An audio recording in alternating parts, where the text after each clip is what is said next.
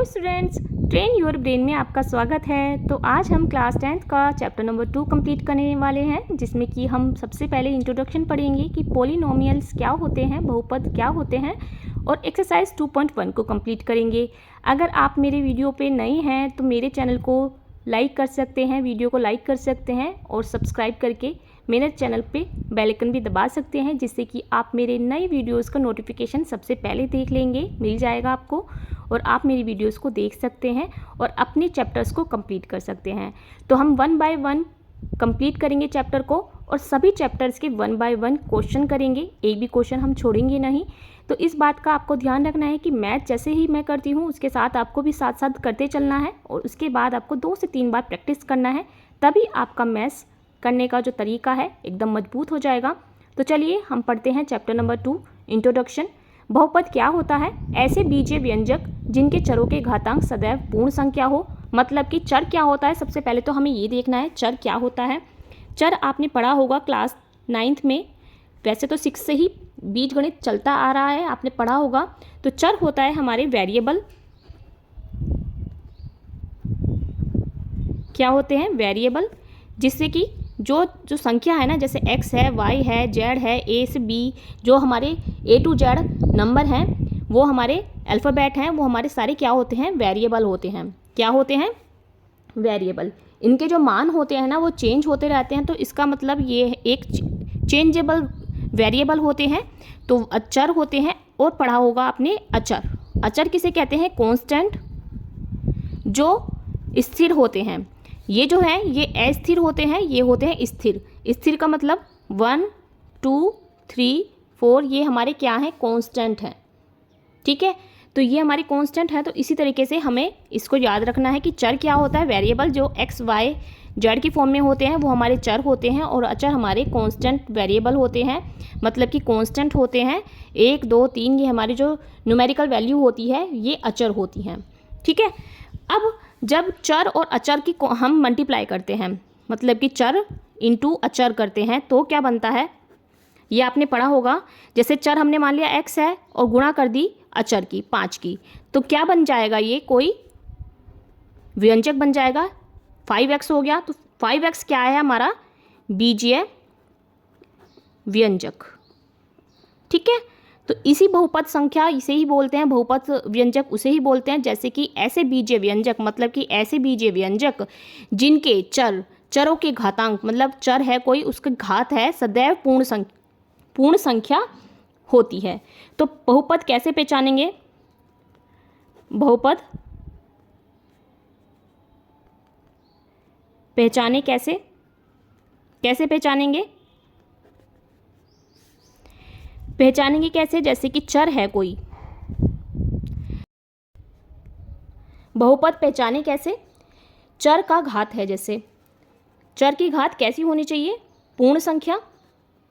कैसी होनी चाहिए? पूर्ण संख्या। जैसे कि 0 1 2 3 4 एंड 5, मतलब 0 से शुरू होकर जैसे होल नंबर होते हैं। चर की जो घात है x y z या a b c की जो भी पावर होगी वो चर घात होनी चाहिए। इसका मतलब तभी वो बहुपद कहलाया जाएगा, जब उसकी घात जो है, कोई भी चर की घात पूर्ण संख्या होगी, तभी वह पद या व्यंजक बहुपद व्यंजक या बीजीय व्यंजक कहलाया जाएगा। समझ में आई बात? अब जैसे कि मैं 1-2 एग्जाम्पल्स ले लेती हूँ, जिससे कि आप ईजिली समझ पाएंगे। तो फर्स्ट एग्जाम्पल मैंने लिया है, जैसे 2x² + 5। सेकेंड ले लिया हमने √2y की पावर 3 + 2। थर्ड ले लिया हमने 3y² + 6।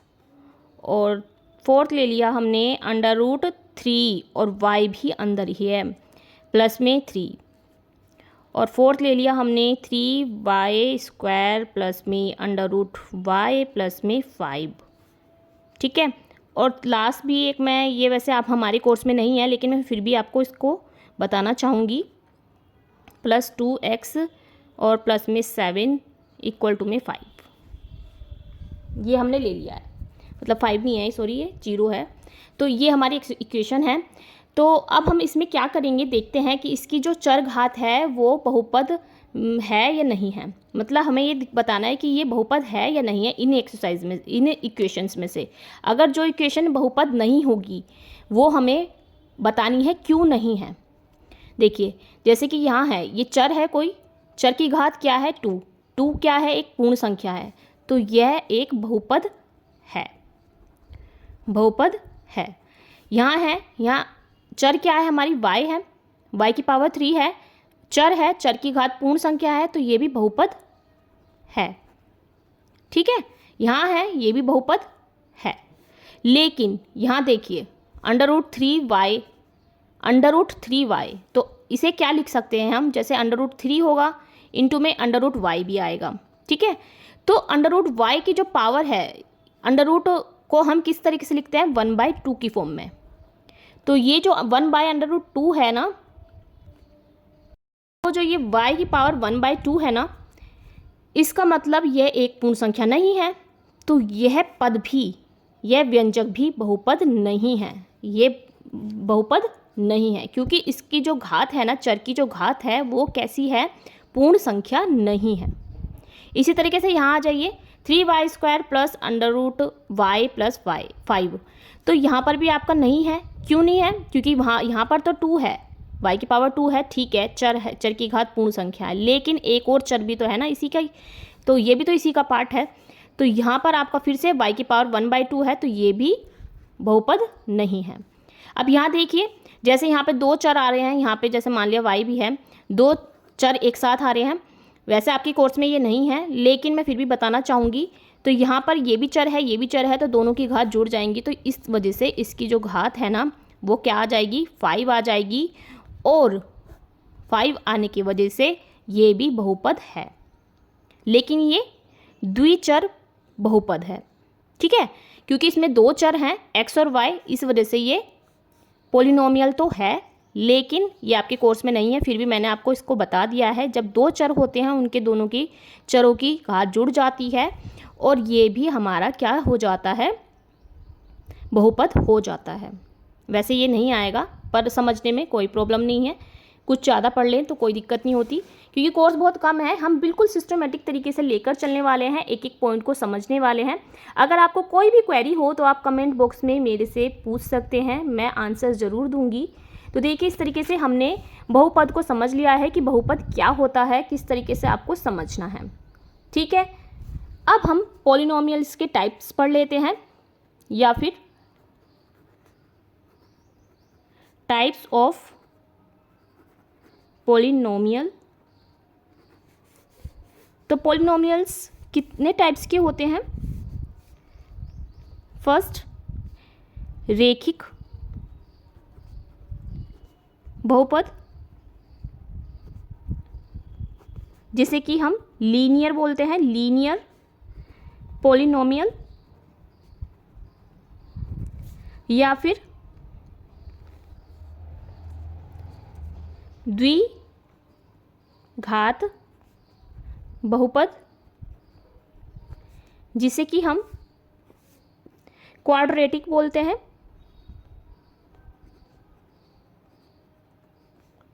पॉलिनोमियल,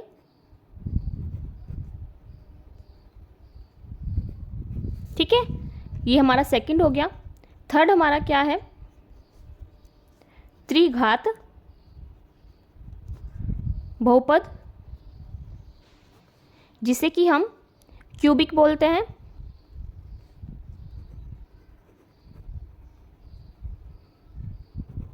इस तरीके से। इनके मैं एग्जांपल भी दे देती हूँ, जैसे कि हमने 7x मान लिया, तो ये हमारी क्या हो जाएगी, 7x की पावर 1 है, तो इसका मतलब कि ये लीनियर है। यहाँ मान लिया 7x² प्लस में 5 है, तो ये क्या हो गया, हमारी क्वाड्रेटिक हो गई। और यहाँ हमने मान लिया 5x की पावर 3 प्लस में 4x की पावर 2 प्लस में 3, तो ये हमारी हो गई क्यूबिक। ठीक है, तो इस तरीके से हमें 3 टाइप्स के पॉलिनोमियल पढ़ने हैं अपनी एक्सरसाइज 2.1 में। या 2.1 तो बहुत इजी है, बहुत इजीली हो जाएगी, बिल्कुल हलवा एक्सरसाइज है।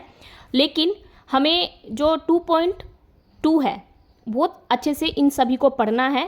पूरी एक्सरसाइज इसी टॉपिक पे डिपेंड करती है, तो आपको इन टॉपिक्स को एकदम परफेक्ट तरीके से पढ़ लेना है। आप इसे टाइप ऑफ पॉलिनोमियल्स भी बोल सकते हैं या पॉलिनोमियल्स ऑफ डिग्री भी बोल सकते हैं, पॉलिनोमियल्स ऑफ डिग्री। ठीक है, तो इस तरीके से हमें इसको पॉइंट्स को लेकर चलने हैं। चलिए हम आगे बढ़ते हैं। तो इसी तरीके से आपको नोट्स बनाकर तैयार करने हैं जिससे कि आप पूरी एक्सरसाइज को इजीली सॉल्व कर सकें। तो अब हम नेक्स्ट टॉपिक पढ़ते हैं, फॉर्मूले वाला। फॉर्मूला हमारा 1 by 1 हमें देखना है जिससे कि हमें समझ आ जाएगा, तो हम उनको याद करेंगे। जैसे कि किसी बहुपद के शून्यांकों और गुणांकों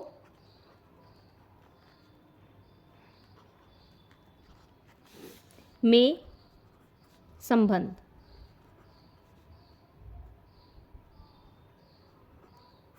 ठीक है, किसी भी बहुपद, ठीक है, किसी भी बहुपद के शून्यांकों और गुणांकों में क्या संबंध है ये देखना है।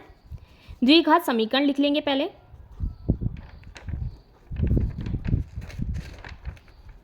द्विघात समीकरण क्या है हमारी, ax² प्लस में bx प्लस में c, ये हमारी द्विघात समीकरण होती है। द्विघात समीकरण में हम क्या देखेंगे, x² का गुणांक क्या है, a, x का गुणांक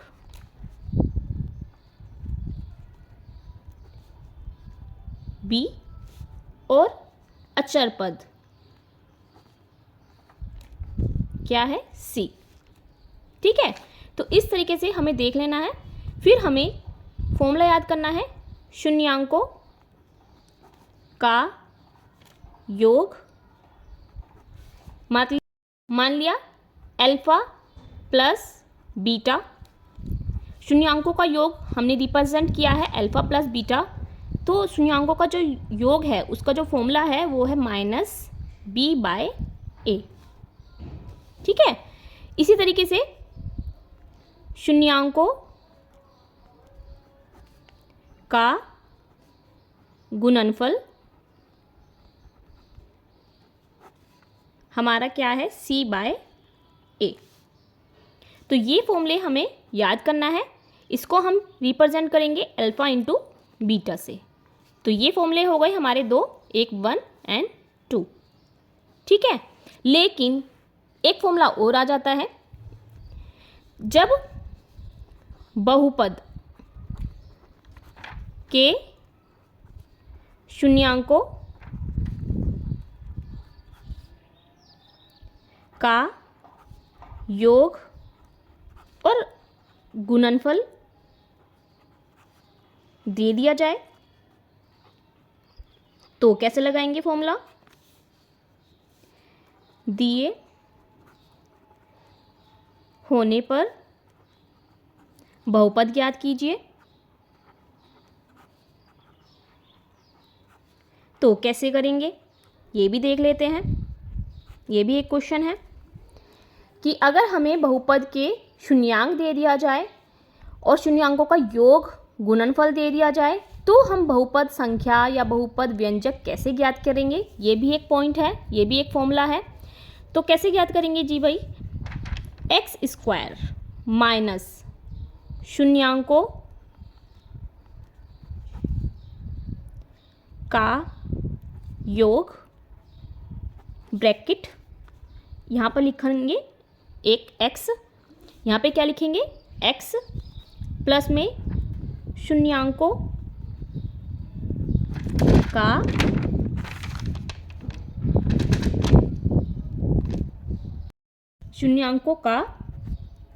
गुणनफल।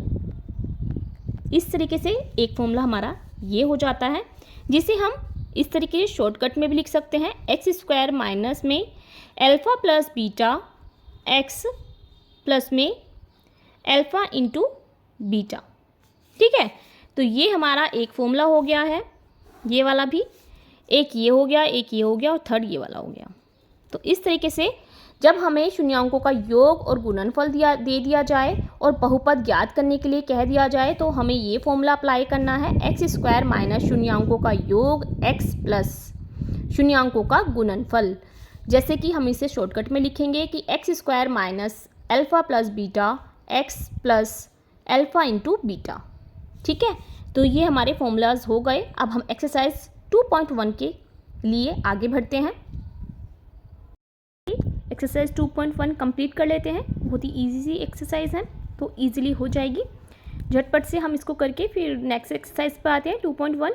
तो चैप्टर हम फटाफट से कंप्लीट कर लेंगे एकदम बढ़िया तरीके से।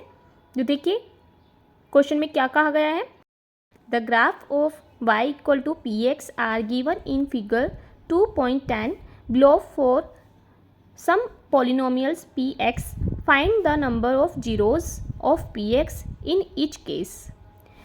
किसी बहुपद के px के लिए y equal to P x का ग्राफ नीचे आकृति 2.10 में दिया गया है। प्रत्येक स्थिति में px के शून्यांकों की संख्या ज्ञात कीजिए। हमें ये 6 ग्राफ्स दिए हैं और ये हमारा फर्स्ट ग्राफ है, second and third, fourth, fifth and six, ये हमें ग्राफ्स दिए गए हैं और इनको हमें फिगर को समझाना है कि किस तरीके से किसमें क्या है, px का मान निकालना है। मतलब कि मैं एक पॉइंट लिख लेती हूँ। सबसे पहले हम वन वाले फिगर को देख लेते हैं, ग्राफ को देख लेते हैं। तो इस ग्राफ में हमें क्या दिया गया है, जो y एक्स है और x एक्स है, तो x एक्सिस और y एक्सिस में एक लाइन ड्रॉ की गई है y एक्सिस पर, जो कि x एक्सिस को बिल्कुल भी कट नहीं कर रही है। तो हम इसको कैसे एक्सप्लेन करेंगे कि द नंबर ऑफ जीरोज़, मतलब कि शून्यांक क्या है, जीरोज़ इज़ जीरो, क्योंकि हमें px के लिए मान निकालना है। y का मान हमें px के लिए निकालना है। x का यहाँ पे कोई भी कट नहीं हो रही है लाइन, तो इसका मतलब है number of zeros is zero. क्यों है जीरो? क्योंकि एज द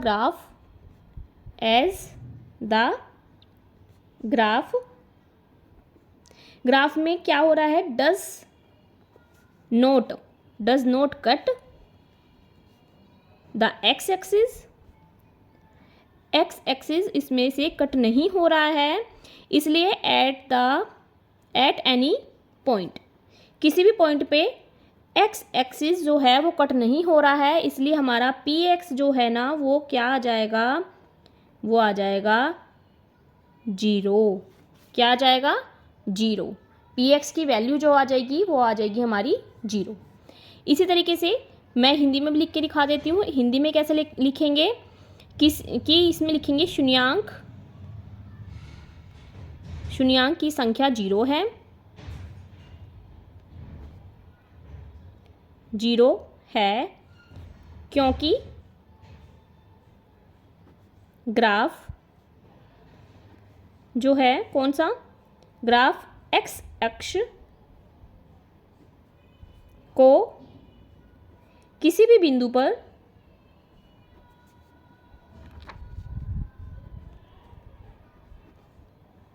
प्रतिच्छेद नहीं करता है,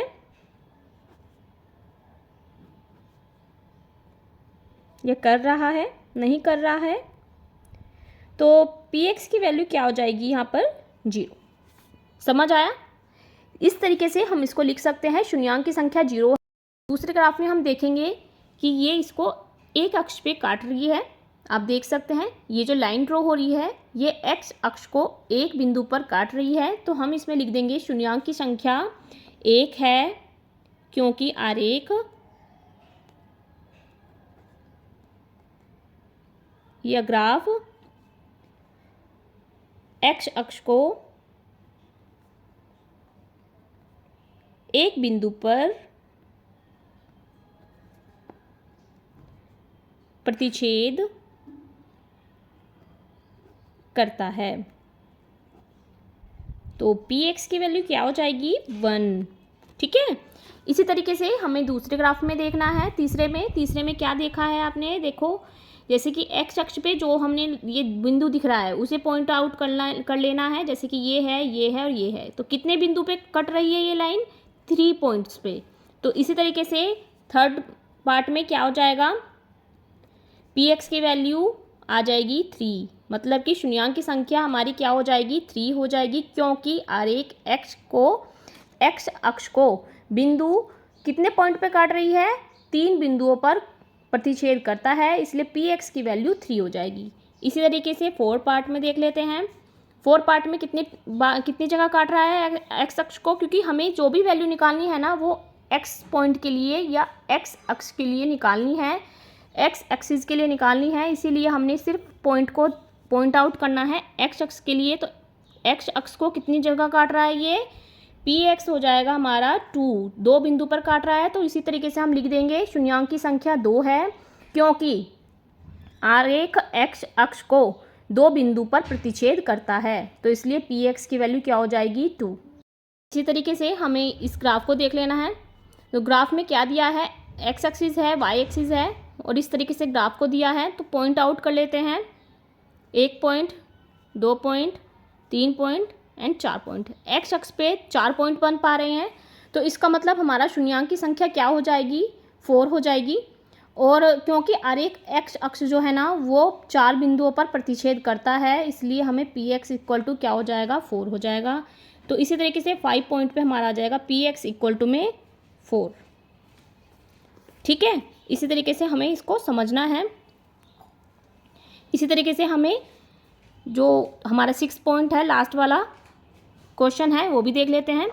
इसे भी पॉइंट आउट कर लेते हैं। अगर ये देखो कट भी नहीं रहा है लेकिन ये इसको टच कर रहा है तो भी ये बिंदु ही माना जाएगा। तो 6 पार्ट में क्या दिया है, एक्स एक्सिस में 1 2 3 पॉइंट दिए गए हैं। तो इसी तरीके से 6 पॉइंट पे हमारा क्या आ जाएगा, पी एक्स इक्वल टू में 3। तो इसका भी हमारा 3 आ जाएगा, क्योंकि शून्यांक की संख्या क्या है, 3 है, क्योंकि आरेख एक्स अक्ष को 3 बिंदुओं पर प्रतिच्छेद करता है, तो इसलिए पी एक्स की वैल्यू क्या हो जाएगी, 3। इस तरीके से आप इंग्लिश में भी लिख सकते हैं, the number of zeros is 3 as the graph cut the x axis at 2 point या 3 पॉइंट, जो भी आपका नंबर है 3 पॉइंट। बस इसी तरीके से आपको लिख देना है, इंग्लिश में भी और हिंदी में भी। समझ में आया आपको ये चैप्टर की एक्सरसाइज 2.1? बहुत इजी है, वो एकदम से हो जाएगी, समझ में आ जाएगी, और आप इसके सारे क्वेश्चन इसी तरीके से कर सकते हैं। एक बार अपने आप करिए, एक बार मेरे तरीके से समझ लीजिए, और फिर फटाफट से इनको क्वेश्चन को हल कर लीजिए। आपको मेरे समझाने का तरीका कैसा लगा कमेंट बॉक्स में बताइएगा, और वीडियो अच्छा लगता है तो लाइक करिएगा और ज़्यादा से ज़्यादा शेयर करिएगा, जिससे कि और बच्चों तक भी ये वीडियोस पहुंच सके और बच्चे अपने घर पर बैठकर ही यूट्यूब से अपनी पढ़ाई कर सकें, अच्छे से समझ सकें। सारे चैप्टर्स हम फटाफट से करते जाएंगे, एकदम सिस्टमेटिक तरीके से, कोर्स ज़्यादा नहीं है, बैक टू बैक हम सब चीज़ें करते जाएंगे, समझते जाएंगे 1 बाय 1 क्वेश्चन, और चैप्टर्स को भी ईजिली सॉल्व कर पाएंगे। तो फिर मिलते हैं नई एक्सरसाइज के साथ। जब तक के लिए पढ़ते रहिए, ख्याल रखिए अपना, और इन्जॉय करिए अपने चैप्टर्स को। मैथ तो बहुत मज़ेदार सब्जेक्ट है, आप इसको खेल खेल में ही पढ़ सकते हैं। फिर मिलते हैं नई एक्सरसाइज नई चैप्टर्स के साथ। जब तक के लिए बाय बाय।